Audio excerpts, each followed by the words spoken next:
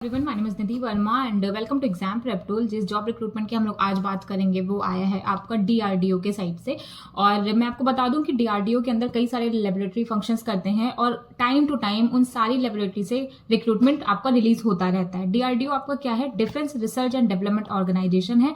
जिस लेबोरेटरी से आज एडवर्टाइजमेंट रिलीज किया गया है वो है आपका instruments research and development establishment IRD के साइड से आपका रिलीज किया गया है। किसका एडवर्टाइजमेंट है? जूनियर रिसर्च फेलोशिप का, JRF के लिए रिलीज किया गया है और एक लिमिटेड टाइम पीरियड ही होगा आपके पास रजिस्टर करने का। तो अगर आप लोग इंटरेस्टेड हैं तो आप लोग अपना मैच कर लीजिए। अगर आपका क्वालिफिकेशन मैच कर रहा है, आपका एज लिमिट मैच कर रहा है, अगर आप लोग एलिजिबल हैं तो टाइम रहते आप लोग अप्लाई कर दीजिएगा। सिंपली आपको कोई ऑनलाइन एप्लीकेशन नहीं फिल करना है। इन्होंने इसी नोटिफिकेशन के साथ में अपना फॉर्म देकर के रखा है, उसको आपको फिल करना होगा। उसके साथ साथ इंपॉर्टेंट डॉक्यूमेंट अटैच करके आपको उनके यहाँ एज अ PDF उनको ईमेल करना होगा। ये होगा इनका प्रोसेस। और एक बात और है, जो इंपॉर्टेंट चीजें हैं हम लोग इस पूरे वीडियो में एजुकेशनल क्वालिफिकेशन क्या है, एज लिमिट क्या है, कौन कौन से कैंडिडेट्स अप्लाई कर सकते हैं, ये सारी चीजें हम लोग इस वीडियो के अंदर कवर करने वाले हैं।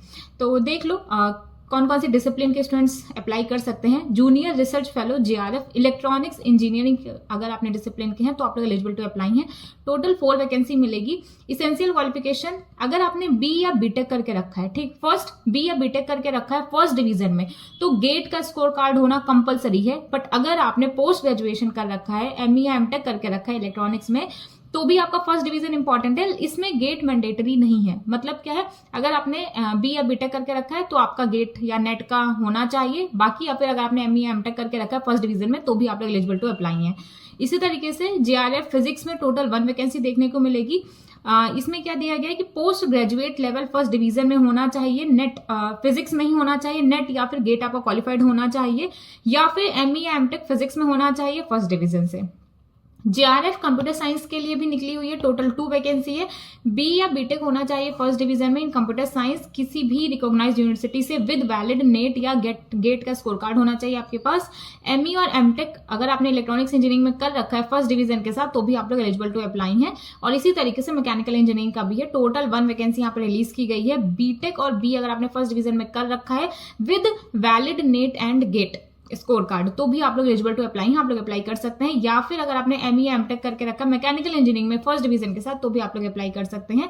इसके अलावा यहाँ पे कुछ जनरल कंडीशंस इन्होंने दे रखी हैं, उसको भी एक बार अच्छे तरीके से हर एक कंडीशन को डिटेल में रीड कीजिएगा। जो भी इंपॉर्टेंट चीज है वो हम आपको यहाँ पे बता देते हैं। लाइक आपकी जो मैक्सिमम एज लिमिट है वो 28 ईयर होनी चाहिए। अगर उसके अंदर है तो ही आप लोग अप्लाई कर सकते हैं, 29 वाले अप्लाई नहीं कर सकते हैं। 21 डेज ही है एडवर्टाइजमेंट का, जब से एडवर्टाइजमेंट रिलीज किया गया उसके बाद 21 डेज तक ही आप लोग अप्लाई कर सकते हैं। ऑलरेडी 4-5 दिन निकल चुका है तो आपके पास बहुत ही लिमिटेड टाइम बचा हुआ है। तो अगर आप लोग इंटरेस्टेड हैं तो टाइम रहते अप्लाई कर दीजिएगा। उनकी ऑफिशियल वेबसाइट www.drdo.government.in यही है। वहां पे आपको crossed Indian postal order demand draft आपको 10 रुपए का उसको इस फेवर में सबमिट करना होगा। किसमें? डायरेक्टर IRD देहरादून में आपको सबमिट करना होगा। जो भी SC ST OBC के कैंडिडेट्स हैं उनका ये 10 रुपए भी नहीं लगने वाला है। इसके अलावा साइंड एप्लीकेशन फॉर्म, जो भी आप एप्लीकेशन फॉर्म अभी इन्होंने अटैच करके दिया है उस पर आपको साइन करना होगा। उसके साथ साथ सर्टिफिकेट जो कि आपकी एजुकेशन क्वालिफिकेशन के सपोर्ट में है, वो मैट्रिकुलेशन के certificate, birth certificate, date of birth certificate, GATE और नेट का स्कोर कार्ड होना चाहिए साथ में, ठीक है, ये सारी चीजें। और plus caste certificate last date होने से पहले पहले एक सिंगल PDF फाइल के फॉर्म में आपको स्कैन करके उनकी ऑफिशियल जो ईमेल ID है वहां पे आपको ईमेल करना होगा director.irde@government.in। यहाँ पे आपको क्लोजिंग डेट से पहले पहले आपको देना होगा। और याद रखिएगा जितनी चीजें यहाँ पे इन्होंने मेंशन की है ना, हर एक चीज आपके एप्लीकेशन फॉर्म के साथ अटैच होनी चाहिए। तो ये गलती मत कीजिएगा कि कोई भी चीज मिस हो जाए। और इसके अलावा यहाँ पे इन्होंने कुछ चीजें और बता करके रखी हैं। जो भी एलिजिबल कैंडिडेट्स हैं उनका शॉर्ट लिस्ट किया जाएगा on the basis of valid GATE score card. और उसके साथ साथ जो भी आपका परसेंटेज था आपका क्वालिफिकेशन में, आपने चाहे B कर रखा है, BTech कर रखा है, ME MTech करके रखा है, उसका स्कोर कार्ड देखा जाएगा, उसका परसेंटेज देखा जाएगा, गेट का स्कोर कार्ड देखा जाएगा। उसके बेसिस पर शॉर्टलिस्ट किया जाएगा।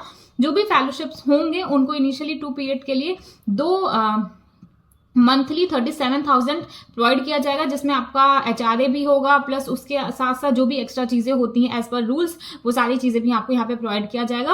और साथ ही साथ इन्होंने नोटिफिकेशन के साथ में ही इन्होंने प्रॉपर एप्लीकेशन फॉर्म भी रिलीज किया गया है, जिसको आपको अच्छे तरीके से फिल करना है।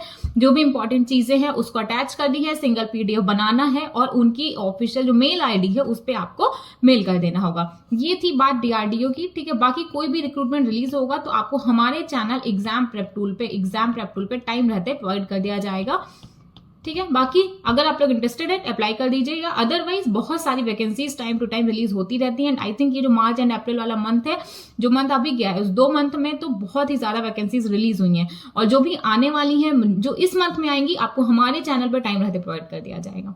Thank you so much everyone, my name is Nidhi Verma and welcome to exam prep tool, जिस जॉब रिक्रूट